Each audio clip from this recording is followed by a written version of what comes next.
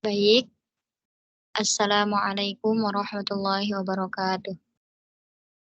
Waalaikumsalam. Waalaikumsalam warahmatullahi wabarakatuh.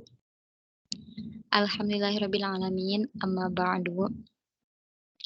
Yang terhormat kepada dosen pengampu mata kuliah PHI yaitu Bapak Romdoni SHMH dan teman-teman yang saya cintai.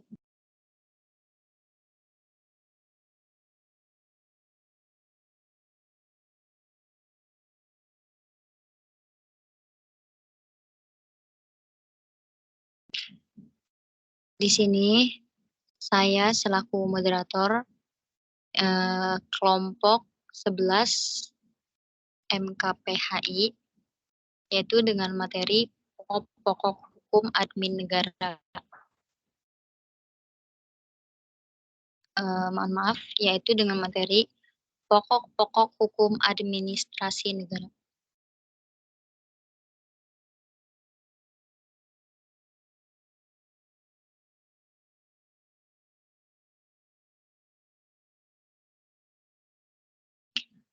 Baik, saya di sini sebagai moderator yang dimana akan menyusun acara presentasi kali ini. Dengan yang pertama, pembukaan, kedua, pembacaan materi, dan yang ketiga, sesi tanya jawab, terakhir penutup. Baik, acara yang pertama itu pembukaan. Sebelum memulai presentasi kali ini, kita membaca doa.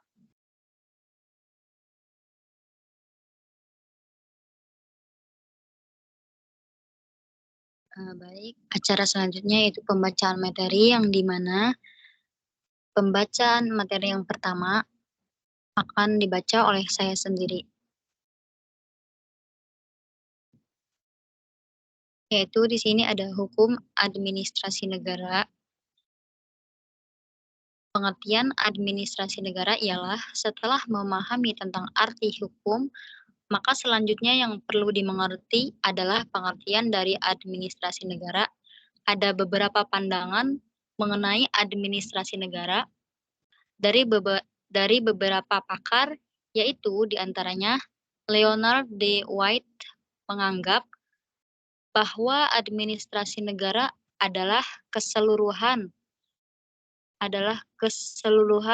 operasi aktivitas kerja yang bertujuan menyelenggarakan atau menegakkan kebijaksanaan kenegaraan. Jadi lanjut, Kak. Nah, mungkin saya hanya sampai situ, dan pembacaan pemateri yang kedua yaitu oleh Kak Anissa Sohitujana. Kepada Kak Anissa, disilahkan, Kak. Baik, terima kasih kepada moderator yang telah memberikan waktunya.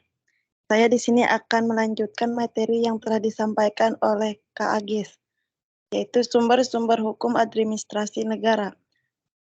Yang ke-1, sumber hukum dalam arti material, yaitu faktor-faktor yang membantu pembentukan hukum atau menimbulkan aturan hukum.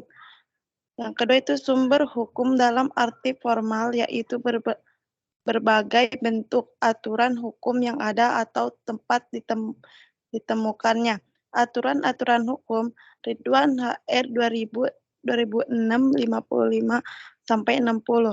Sumber hukum dalam arti material dapat dibedakan menjadi 3, yaitu sumber hukum histori, yaitu sumber pengenalan atau tempat menemukan hukum pada saat tertentu, dan sumber di mana membuat undang-undang mengambil bahan dalam membentuk peraturan perundang-undang, misalnya hukum Romawi, hukum Prancis, hukum Belanda, dan lain-lain.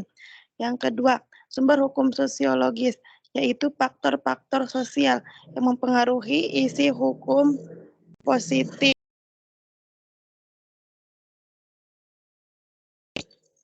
Yang menaromikan kenyataan yang dihidup dalam masyarakat. Yang ketiga yaitu sumber hukum filosofi, yaitu sumber-sumber yang menjadikan hukum itu adil. Misalnya, hukum yang berasal dari wahyu Tuhan, hukum yang berasal dari cinta dan kesadaran hukum masyarakat.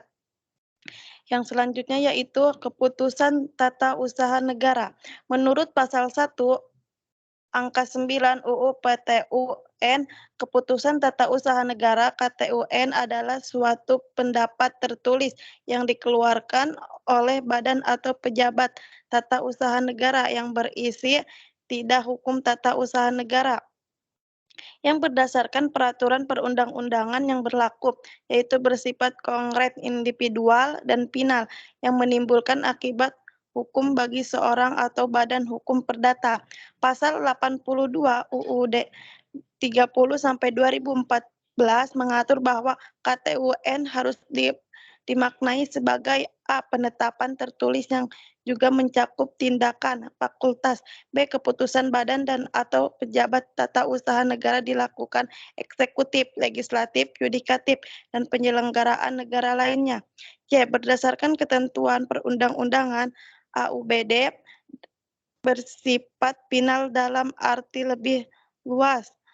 Keputusan yang berpotensi menimbulkan akibat hukum atau keputusan yang berlaku bagi warga masyarakat. Yang selanjutnya yaitu penyelenggaraan. Penyelenggaraan negara adalah pejabat negara yang menjalankan fungsi eksekutif, legislatif, atau yudikatif, dan pejabat lain yang fungsi untuk tugas pokok-pokok berkaitan dengan penyelenggaraan negara sesuai dengan ketentuan peraturan undang-undang yang berlaku. Mungkin cukup sekian, saya kembalikan kepada moderator.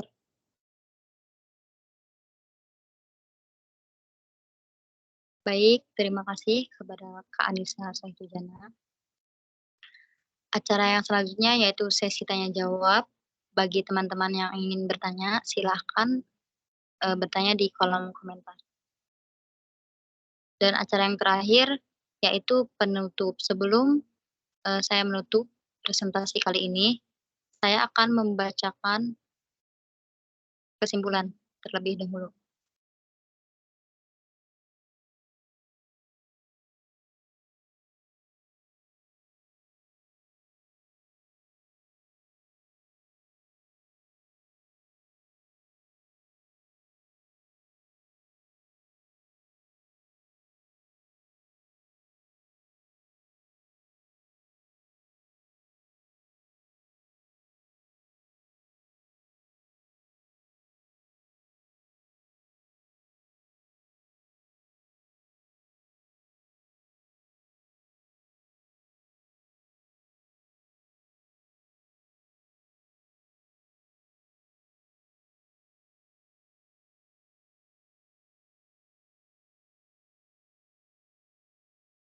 Mungkin langsung saja ditutup.